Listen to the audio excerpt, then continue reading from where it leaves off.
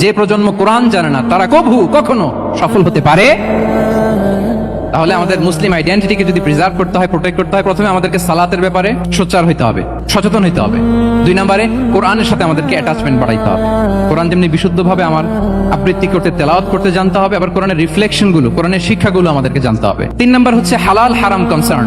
হালাল যদি আপনি মেনটেন না করেন, আপনার কোনো মুসলিম আইডেন্টিটি নাই। আল্লাহ বলছেন কুলু মিম্মা ফিল আরদি হালালান তাইয়িবা, এই জমিনে যেগুলোকে আমি হালাল করেছি এগুলো তোমরা কনজিউম করো। সম্মানিত শুধু খেয়াল রাখবেন, হালালের ভেতরেই বরকত আছে, হারামে কোনো বরকত নেই। হারামে আছে সাময়িক উত্তেজনা আর উন্মাদনা, কিন্তু হালাল এর ভেতরে আল্লাহ তাআলা বারাকা ঢুকিয়ে দিয়েছেন। তাহলে আমরা হালাল কনজিউম করব সব ক্ষেত্রে। হারাম খেয়ে, হারাম কনজিউম করে যে ব্যক্তি দোয়া করে, যারা হারাম খায় তাদের দোয়া আল্লাহ কবুল করে না। এবং হারাম খেয়ে বর্ধিষ্ণু দেহ আল্লাহর জান্নাতে প্রবেশ করবে না।